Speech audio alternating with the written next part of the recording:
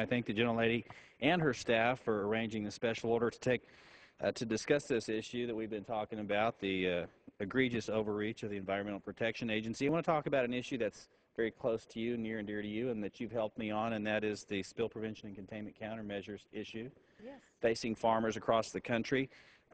We've taken action on this, and if you are like me and your staff is like my staff, we fielded countless phone calls from farmers concerned about these new rules that the EPA was attempting to roll out with respect to on-farm fuel storage at really an unmanageable level. 1,320 gallons was the threshold that would require that the farmers construct these spill prevention and containment countermeasures.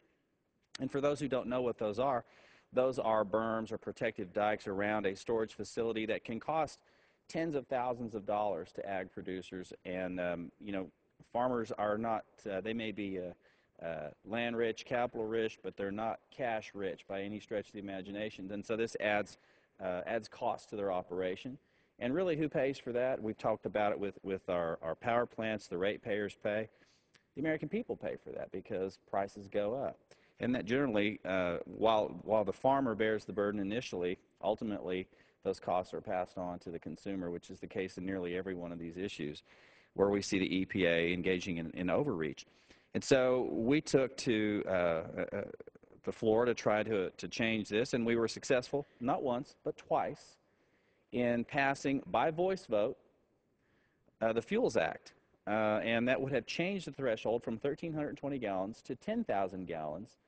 And between 10,000 and 42,000, you would be required to build the structure, but above 42,000 would then be required to engage the services of a professional engineer for certification to meet that standard for the EPA's compliance.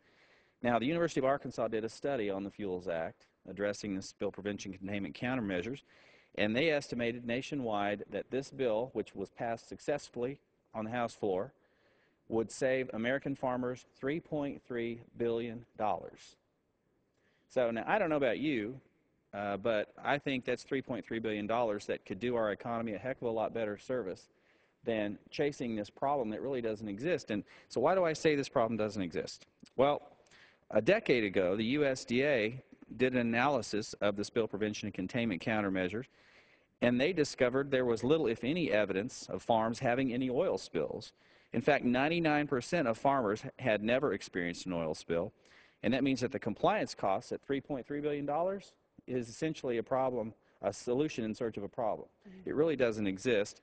But what we did was we took that 10,000 gallon threshold directly from the underlying bill, or the underlying law, the Clean Water Act, that regulates on-farm fuel storage, and they define in their own words 10,000 gallons being a proper definition of a family farm, small farm fuel storage.